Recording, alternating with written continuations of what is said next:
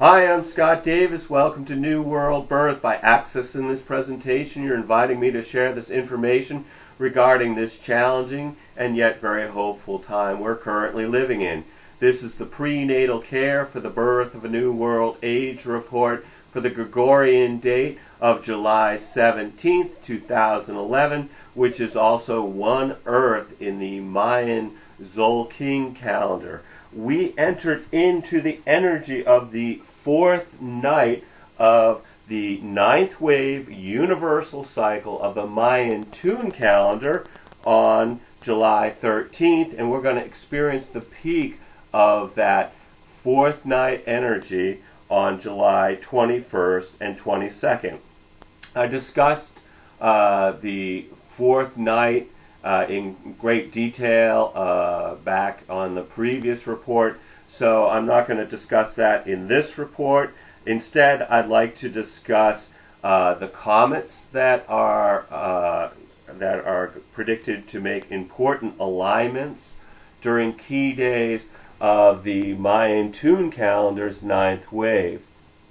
So July 17th is One Earth, which carries themes of natural rhythms, synchronizing the heart with Mother Earth, inspiration, the powers of creation, ancient wisdom, and the flowing with the natural order. The Maya believed that the same energy that is the soul of the heart also resides in the earth.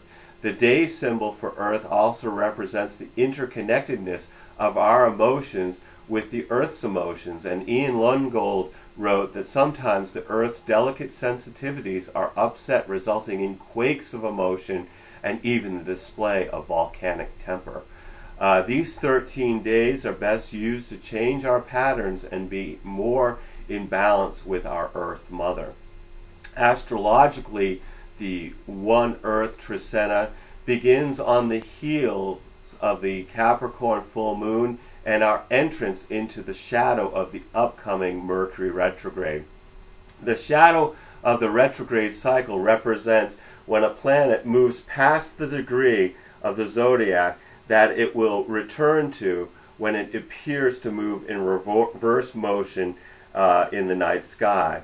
The themes that begin between July 15th and Mercury turning retrograde on August 2nd will reappear during the upcoming retrograde and direct cycle to reach clarification and then completion until September 9th, when it will move past that other point where it began moving backwards from, or appearing to move backwards.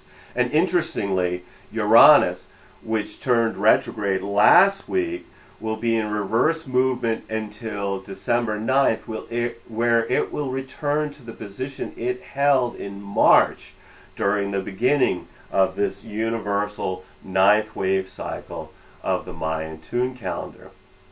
So, other astrological information, right after the peak of the fourth night, the Sun enters Leo on July 23rd, which brings the spark of creativity to move in new directions in our development of a healthy sense of self. On the 27th, the Sun enjoys the support of Uranus, which might bring unexpected opportunities for new experiences and self-expression. July 28th, Venus enters Leo and Mercury enters Virgo, which brings the expression of our joy in relationships and the desire to get information organized prior to the Mercury retrograde in August. On July 29th, Mercury is opposite Neptune, which carries sort of a tension between organized communications, Mercury and Virgo, and the spiritual merging with the cosmos, which is represented by Neptune and Pisces. And speaking of the cosmos, I would like to discuss the comets Honda and Elenin. These celestial events coincide with important dates in the ninth wave universal cycle of the Mayan Tun calendar. The comet Elenin was first discovered on December 10th, 2010, which would be during the 7th day of the galactic cycle. And this is believed to be Elenin's first visit ever to our solar system. Comets in the past have been linked to prophecies since the beginning of having prophecies and comets. And Elenin has been connected with the earthquake on March 11th, as she was positioned directly opposite the Earth on the far side of the Sun on March 15th, which was also the time frame of an X-class solar flare on March 9th, and then there was an M-class solar flare on the 10th. But regardless of cause and effect of these events, they're all occurring during this first day of this 9th wave cycle, which means these are going to be themes that will pop up throughout the universal 9th wave of the Mayan Tun calendar. For future events, August 17th, the comet Honda will be closest to the Earth, and that date happens to be the opening of the 5th night of the 9th wave. And Elenin will be directly between the Earth and the Sun on September 25th for the opening of the 6th night of the Mayan Tun calendar, and will be closest to the Earth on October 16th to the 20th, which is the peak of the 7th day before the completion of all 9 levels of the Mayan Tun calendar, this whole cycle, on October 28th, 2011, which is when all those 9 levels are said to manifest in their full regalia.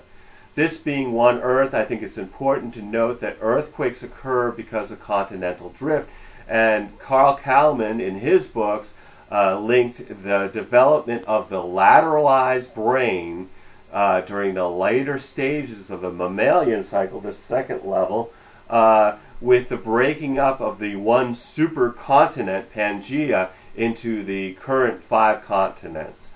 This is an excellent example of the Hermetic principle of as above, so below. We are all one. We influence it, it influences us, it's all the same thing. Many people have linked these comets to the Hopi Prophecies and to Revelations. And with the Deepwater Horizon disaster, all but the 9th sign of the Hopi Prophecy have been fulfilled. The 9th and last sign is the appearance of the blue star Kachina that will stop in its dance and take off its mask. In Revelations, a great flaming star fell out of the sky. In the Hopi story, it's the reunion of 2 brothers. In Revelations, it's the arrival of the 2 witnesses of this purification that both these stories talk about. And the message of these stories is the same. You know, the message of both of these stories is it's about having hope in a time of great tribulation through knowing that there is a divine plan and having faith to be in the flow of that consciousness of what's happening around us. So, you know, this is all moving us into this new world birth. It's the 5th world. You can see there's many references to the first 4 worlds. We're moving into the 5th world, which is a world of peace and of unity consciousness and co-creation. And all this period that we're currently going through, this is to prepare us to be vehicles to operate in that new world age. I know there's people who struggle with this time period and this ascension process. I just want to let you know that that we have another 104 days left of this cycle before we get to the October 28th end of the Mayan Tun calendar. All 9 levels end on October 28th. So anyway, I always feel blessed that you've taken the time to look at what I'm putting out there, and I'm very, very grateful for your support. I'm grateful for people's comments, and so it really warms my heart. Anyway, let's see.